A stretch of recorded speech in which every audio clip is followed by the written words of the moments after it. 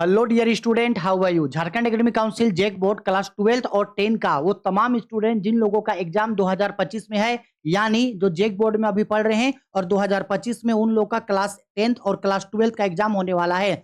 तो आप लोगों के लिए बहुत बड़ी न्यूज ये है कि जेक बोर्ड ने फिर से अपने एग्जाम पैटर्न को बदल दिया है। इससे पहले आप लोगों को पता होगा कि लास्ट ईयर ही जेक बोर्ड ने ये कंफर्म कर दिया था कि 2025 में जो आपका एग्जाम होगा उसमें एग्जाम पैटर्न किस तरीके से होगा, कितने नंबर का ऑब्जेक्टिव, कितने नंबर का सब्जेक्टिव पूछेगा, कितने नंबर का इंटरनल असेसमेंट यानी कि प्रैक्टिकल होगा। लेकिन कल ही जेक बोर्ड की तरफ से एक नोटिफिकेशन आता है जिसमें जो है आपके एग्जाम पैटर्न को 2025 में होने वाले एग्जाम पैटर्न को फिर से बदल दिया है। तो आप अगर क्लास 10th या क्लास 12th के स्टूडेंट हैं तो आप थोड़ा सा 5 मिनट मेरे बातों को सुन लो कि आप लोगों का 2025 में जो एग्जाम होगा उसमें एग्जाम पैटर्न आखिरकार किस तरीके से रहने वाला है, प्रैक्टिकल सब्जेक्ट का एग्जाम किस तरीके से होगा, कितने कितने मार्क्स का होगा, और जो भी सब्जेक्ट आपके नॉन प्रैक्टिकल वाले हैं उस नॉन प्रैक्टिकल सब्जेक्ट का एग्जाम किस तरीके से होगा। क्योंकि हम बार बार बोलते हैं मेहनत तो हम सभी लोग कर रहे हैं, पढ़ तो हम सभी लोग रहे हैं, लेकिन अगर एग्जाम पैटर्न के बारे में हम लोगों को पहले से पता होगा कि आखिरकार एग्जाम में कौन सा क्वेश्चन, किस टाइप का क्वेश्चन, कितने मार्क्स का क्वेश्चन पूछेगा, तो अभी जो हम लोग एग्जाम का प्रिपरेशन कर रहे हैं वो एग्जाम का प्रिपरेशन सेम उसी बेसिस पे हम लोग करने वाले हैं। सबसे पहले आप इतना समझ लो कि जेक बोर्ड के तरफ से सबसे पहले जो नोटिस आया था झारखंड बोर्ड के तरफ से 2025 के एग्जाम के लिए, जिसमें यह बोला गया था आपका कि आपका ऑब्जेक्टिव 20 नंबर का होगा, सब्जेक्टिव 50 नंबर का होगा, इंटरनल असेसमेंट 50 नंबर का होगा। तो पहले के जो नोटिफिकेशन था अब इसको बदल दिया गया है, यानी पुराने वाले नोटिस को अब हटा दिया गया है। नया नोटिस क्या होगा उस चीज को पहले से समझ लो। आर्ट्स, कॉमर्स, साइंस तीनों ही स्ट्रीम का क्लास 12th के लिए एक साथ हम 2025 में होने वाले एग्जाम के लिए एग्जाम पैटर्न आप लोगों को बता रहे हैं। अच्छा से सुनना थोड़ा सा मेरा बात को। देखो, सबसे पहले ये समझ लो कि आप लोगों का जो एग्जाम होगा वो आप लोगों का दो तरीके के सब्जेक्ट का एग्जाम होता है। एक होता है आप लोगों का प्रैक्टिकल सब्जेक्ट और एक होता है नॉन प्रैक्टिकल सब्जेक्ट। अब सबसे पहले ये समझ लो कि प्रैक्टिकल सब्जेक्ट और नॉन प्रैक्टिकल सब्जेक्ट क्या होता है। बहुत सारे स्टूडेंट को ये लगता है ना कि जो 20 नंबर कॉलेज के तरफ से मिलता है वो कॉलेज के तरफ से प्रैक्टिकल का नंबर मिलता है। अरे नहीं भाई, 20 नंबर कॉलेज की तरफ से जो मिलता है वो तो इंटरनल असेसमेंट का नंबर मिल रहा है। एक्चुअल में प्रैक्टिकल सब्जेक्ट होता क्या है, अगर बात करें हम क्लास 12th के लिए, तो प्रैक्टिकल सब्जेक्ट बेसिकली वो सब्जेक्ट होता है जिस सब्जेक्ट में आपको कॉलेज में प्रैक्टिकल कॉपी लिख के जमा करना पड़ता है। आपका ओरल होता है, आपका वाइवा होता है और आपको कॉलेज में प्रैक्टिकल लिख के जमा करना पड़ता है। लेकिन झारखंड के बहुत सारे ऐसे स्कूल कॉलेजेज हैं जहां के टीचर लोग इतने ज्यादा लालची हो गए हैं कि वो लोग प्रैक्टिकल जमा लेते हैं या नहीं लेते हैं, लेकिन प्रैक्टिकल का पैसा जरूर ले लेते हैं। 300 रुपया पर सब्जेक्ट के हिसाब से, 500 रुपया पर सब्जेक्ट के हिसाब से, 600 रुपया पर सब्जेक्ट के हिसाब से जो है वो प्रैक्टिकल का पैसा स्टूडेंट लोग से ले लेते हैं। और प्रैक्टिकल कॉपी हो सकता है बनवाते होंगे या नहीं बनवाते होंगे पता नहीं, लेकिन पैसा तो भाई लगभग हर प्राइवेट कॉलेजेज आज यही कर रहा है झारखंड में।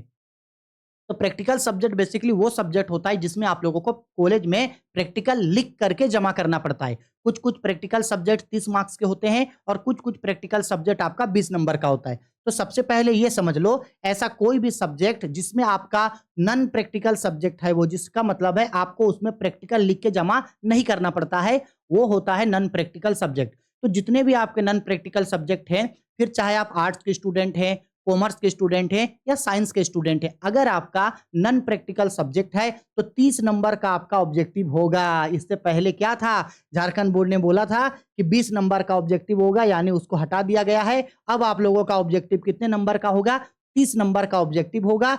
50 नंबर का आपका जो है वो सब्जेक्टिव होगा, और चूंकि ये नॉन प्रैक्टिकल सब्जेक्ट है इसलिए 20 नंबर आपके कॉलेज की तरफ से या आपके स्कूल की तरफ से आपको इंटरनल असेसमेंट मिलेगा। यानी इस तरीके से आपका पूरा 100 नंबर जो है वो कंप्लीट होगा। यानी साफ साफ कहें तो लास्ट ईयर 2024 में जो एग्जाम हुआ था उस एग्जाम का जो एग्जाम पैटर्न था उसी पैटर्न में आप लोगों का एग्जाम इस बार भी होगा। यानी क्लास 10th का भी जिस पैटर्न में 2024 का एग्जाम हुआ था और 12th वालों का जिस पैटर्न में 12th वालों का 2024 में एग्जाम हुआ था, सेम उसी पैटर्न में उतना ही मार्क्स का उसी तरीके से आप लोगों का एग्जाम होने वाला है। अगर हम दिखाना चाहें तो मेरे पास जो है वो 2024 का जो एग्जाम हुआ था उसका मेरे पास क्वेश्चन पेपर है, तो इसमें हम ये क्वेश्चन पेपर तो हम आप लोगों को बाद में समझा ही देंगे, ठीक है। अगर किसी स्टूडेंट के पास क्वेश्चन पेपर है तो वो चाहे तो एक बार देख लेना ताकि उसको आइडिया लग जाए। लेकिन इतना याद रखना, जो भी आपका नॉन प्रैक्टिकल सब्जेक्ट होता है, उस नॉन प्रैक्टिकल सब्जेक्ट में 30 नंबर का आपका ऑब्जेक्टिव है, 50 नंबर का आपका सब्जेक्टिव है और इंटरनल असेसमेंट 20 नंबर है,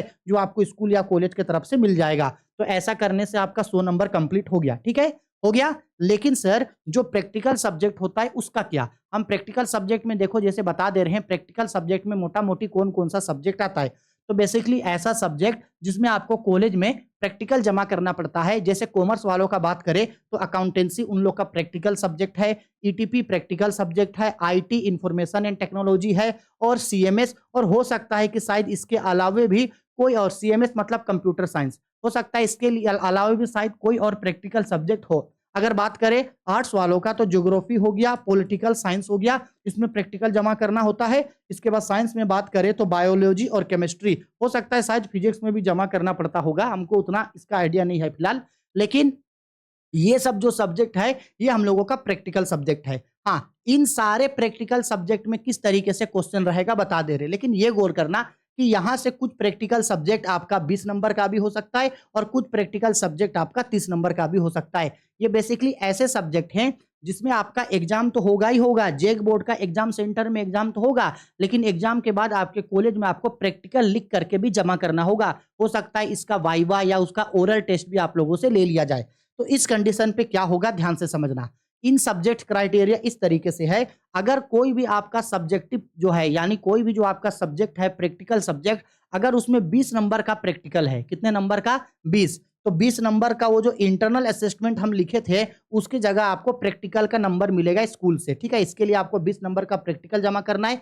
बाकी सब वही पैटर्न होगा, 30 नंबर का ऑब्जेक्टिव होगा, 50 नंबर का सब्जेक्टिव और 20 नंबर का आपको प्रैक्टिकल जमा करना है।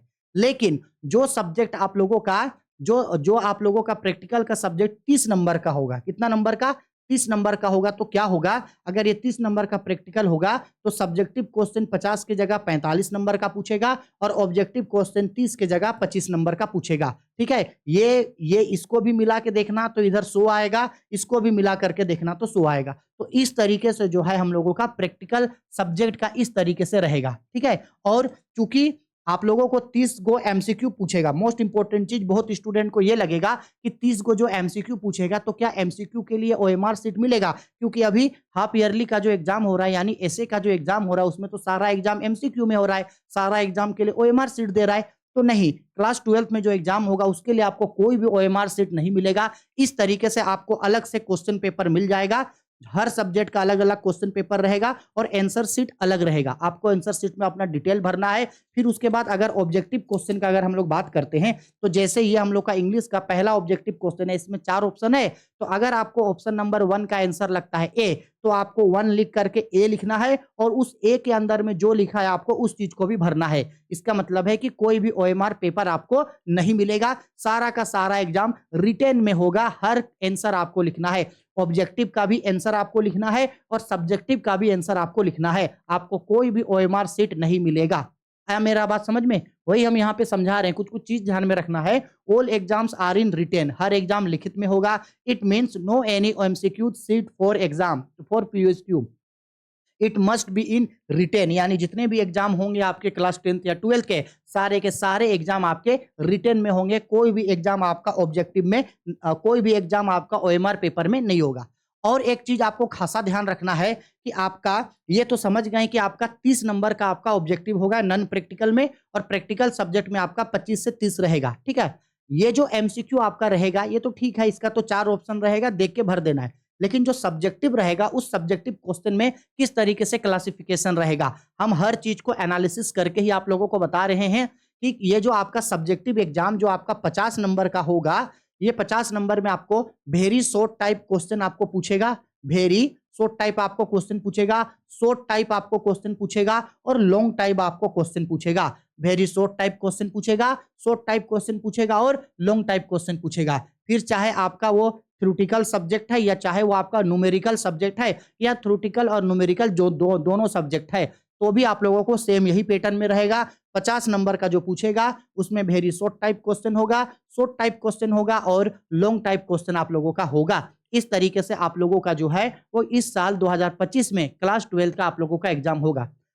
हम वीडियो के थंबनेल में यहाँ पे लिखे हैं कि सभी लोग टॉपर बनेंगे। ऐसा हम क्यों लिखे हैं? इसका एक रीज़न ये है कि अगर आप लोगों का पहले 20 नंबर का एमसीक्यू होता, तो ऐसे में रिज़ल्ट जो है वो कई सारे स्टूडेंट का गिर जाता। क्योंकि एमसीक्यू होने की वजह से ही झारखंड बोर्ड का रिज़ल्ट दिन प्रतिदिन हर साल इतना ज़्यादा बढ़ते गया है।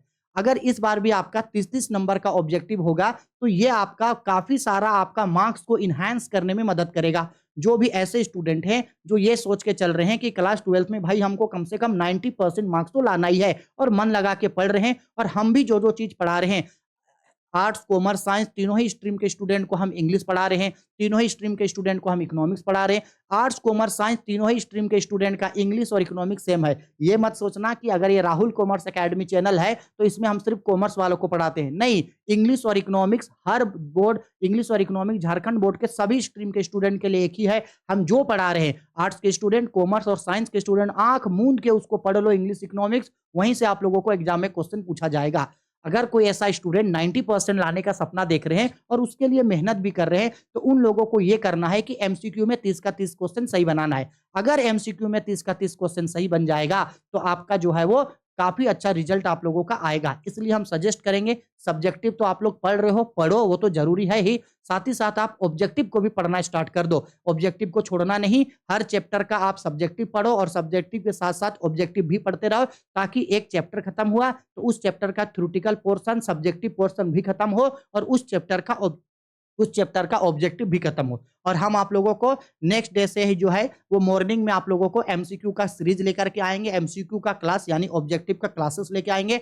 दिन में रूटीन के हिसाब से जो क्लासेस चल रहा है वो तो चलते ही रहेगा। साथ ही साथ मॉर्निंग में पर डे आपको ऑब्जेक्टिव हम प्रोवाइड कराते जाएँगे, ऑब्जेक्टिव हम बनाते रहेंगे, ऑब्जेक्टिव हम लोग करते रहेंगे, ताकि एग्ज़ाम से पहले हर चीज़ का तैयारी हो जाए और मॉडल पेपर आने से पहले हम लोग लगभग सारे सब्जेक्ट का सिलेबस को कंप्लीट कर दें, ठीक है? तो अगर आपको वीडियो पसंद आई है तो लाइक करो, शेयर करो, कमेंट करो। झारखंड बोर्ड के सभी स्टूडेंट, आर्ट्स, कॉमर्स, साइंस तीनों ही स्ट्रीम के स्टूडेंट जो क्लास 12 का इकोनॉमिक्स और इंग्लिश का तैयारी हम लोगों से बहुत ही शानदार तरीके से 100% सिलेबस वो भी फ्री में तैयारी करना चाहते हैं, तो बेझिझक Rahul commerce academy YouTube channel को सब्सक्राइब कर लो। यहाँ हर चीज़ फ्री में अवेलेबल करवा रहे। साथ ही साथ Rahul commerce academy Telegram channel को ज्वाइन कर लो, क्योंकि इस तरीके के जो भी पीडीएफ, जो भी नोटिस, जो भी अपडेट होता है, हर चीज़ हम आपको टेलीग्राम चैनल पे सबसे पहले दे देते हैं, ठीक है? चलो बाय, टेक केयर।